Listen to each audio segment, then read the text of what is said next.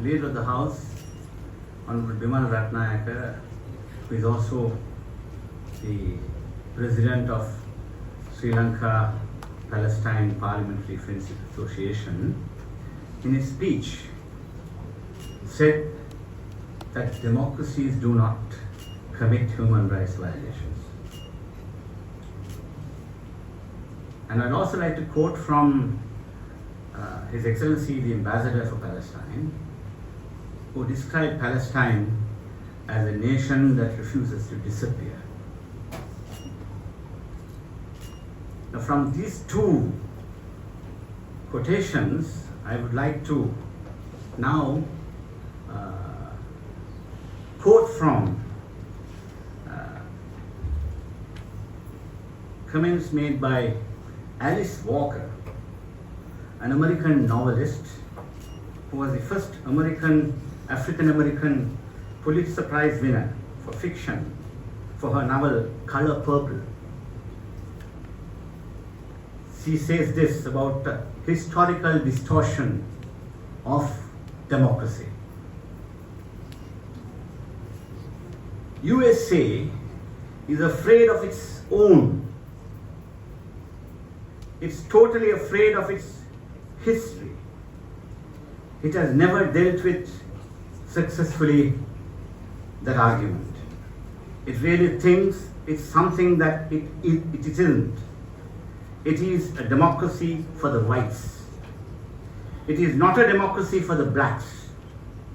This is not a democracy when you come up against a system that has crushed you for generations. The system that then puts you in prison. The lie of the country is that somehow this is a democracy. After you have killed off the people who was there originally and enslaved others who you brought as bonded labor. Now, why I'm saying this is that I just heard the leader of the so-called superpower a few days ago in Riyadh. He spoke pompously about facilitating peace between Russia and Ukraine, between Indians and the Pakistanis. And he condemned what happened on October 7th, but not a word about brokering peace in Palestine. What a shame. To call themselves a superpower. මොහොතකට පෙර මම උපුටා දැක්වපු අමරිකානු නවකතා ලේඛිකාවේ ඒ කියමන අමරිකානුවන් තමන්ගේ ඉතිහාසය පිළිබඳ බීතිකාවක ජීවත් වෙනවා කියන්නේ.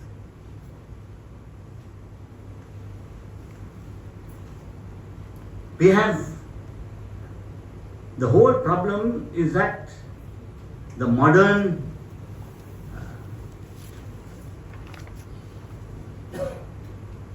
colonial occupation of Palestine, the settler colonialism as they call it, is a shame for the whole humanity. How do we deal with it? We have to go beyond symbolism and have to confront what is happening on the ground. Our learned deputy speaker very sentimentally referred to the happenings in the Gaza Strip. I thank you for that. But we have to go beyond symbolism. Sometimes I am very frustrated with what our foreign ministry does.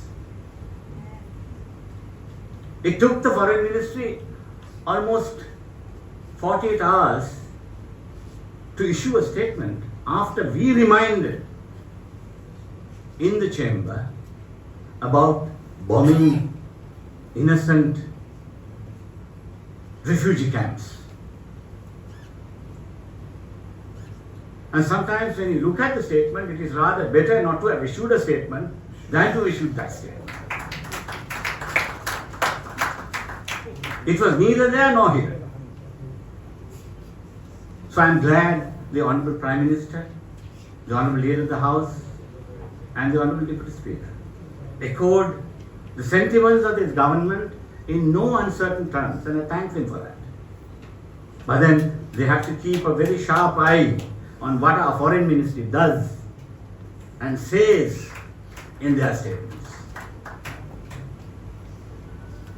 So, I do not want to take much of the time, but then, we had an administration in the past, as if we had the most powerful navy in the world. We rushed to send our navy to the Red Sea, right? Our tin pot navy is to go there, right, at the request of the sole superpower. Right? I criticize the former president for having done that, right? And I hope that we will have the resolve at least to suspend sending our laborers to Israel. Just for the sake, because it's a shame they are being sent there to replace the innocent Palestinian laborers who are working in Israeli farms. At least if we have the conscience, we ought to do something much more than mere symbolic words. And with those words, I conclude. Thank you.